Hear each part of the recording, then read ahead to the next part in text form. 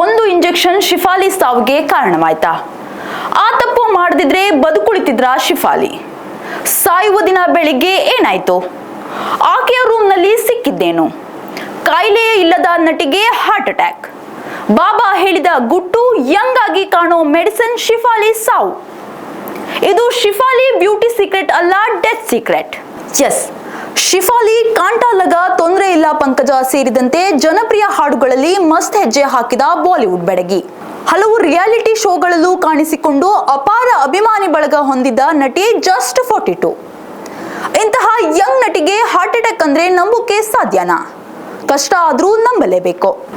ಈ ಹಠಾತ್ ಸಾವು ಸಾಕಷ್ಟು ಅನುಮಾನಗಳನ್ನ ಹುಟ್ಟಿಸಿದೆ. ಶಿಫಾಲಿ ಸಾವಿನ ಬಳಿಕ ಪೊಲೀಸರು ಅವರ ಇಡೀ ಮನೆ ತಪಾಸಣೆ ಮಾಡಿದಾಗ ಕೆಲವು ಮೆಡಿಸಿನ್ಗಳು ಸಿಕ್ಕಿವೆ. ಆ ಔಷಧಿಗಳೇ ಶಿಫಾಲಿ ಸಾವಿಗೆ ಕಾರಣನ ಗೊತ್ತಿಲ್ಲ. ಈ ಬಗ್ಗೆ ತನಿಖೆ ನಡೆಯುತ್ತಿದೆ. ಆದ್ರೆ ಅಲ್ಲಿ ಸಿಕ್ಕಿದ್ದೇನು, ಮನೆಯವರು ಹೇಳಿದ್ದೇನು ಅನ್ನೋದನ್ನೆಲ್ಲ ಹೇಳ್ತೀವಿ, ಕೇಳಿ. ಅದಕ್ಕೂ ಮೊದಲು ಬಾಬಾ ರಾಮದೇವ್ ಹೇಳಿದ ಆ ಒಂದು ಸಂಗತಿಯನ್ನ ನೀವು ಕೇಳಲೇಬೇಕು. ಹೌದು, ನಟಿ ಶಿಫಾಲಿ ಅಕಾಲಿಕ ಮರಣದ ಬಳಿಕ ಯೋಗ ಗುರು ಬಾಬಾ ರಾಮದೇವ್ ಪ್ರತಿಕ್ರಿಯೆ ನೀಡಿದ್ದಾರೆ. NDTV ಜೊತೆ ಮಾತನಾಡಿದ ರಾಮದೇವ್, ಮನುಷ್ಯನ ನೈಸರ್ಗಿಕ ಜೀವಿತಾವಧಿ 100 ವರ್ಷಗಳಲ್ಲ, ಕನಿಷ್ಠ 150ರಿಂದ 200 ವರ್ಷಗಳು ಎಂದಿದ್ದಾರೆ. ಆದ್ರೆ ನಾವು ನಮ್ಮ ಮೆದುಳು, ಹೃದಯ, ಕಣ್ಣು ಹಾಗೂ ಲಿವರ್ ಮೇಲೆ ತುಂಬಾ ಹೊರೆ ಹಾಕಿದ್ದೇವೆ. 100 ವರ್ಷಗಳಲ್ಲಿ ತಿನ್ನಬೇಕಾದ ಆಹಾರವನ್ನು ಕೇವಲ 25 ವರ್ಷಗಳಲ್ಲಿ ತಿನ್ನುತ್ತಿದ್ದೇವೆ. ಹೀಗಾಗಿ ನಮ್ಮ ಜೀವಿತಾವಧಿ ಕುಸಿಯುತ್ತಿದೆ ಎಂದಿದ್ದಾರೆ. ಈಗ ಮತ್ತೆ ಶಿಫಾಲಿ ವಿಷಯಕ್ಕೆ ಬರೋಣ. ಶಿಫಾಲಿ ಆರೋಗ್ಯವಾಗಿಯೇ ಇದ್ದರು.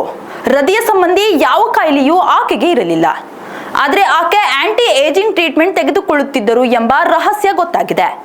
ಅಂದ್ರೆ ಈ ಟ್ರೀಟ್ಮೆಂಟ್ ತೆಗೆದುಕೊಂಡರೆ ವಯಸ್ಸಾದವರು ಯಂಗ್ ಆಗಿ ಕಾಣುತ್ತಾರಂತೆ. ಇದು ಚರ್ಮವನ್ನ ಟೈಟ್ ಆಗಿಟ್ಟು ದೇಹಕ್ಕೆ ವಯಸ್ಸಾಗದಂತೆ ಕಾಣಿಸುತ್ತದೆಯಂತೆ.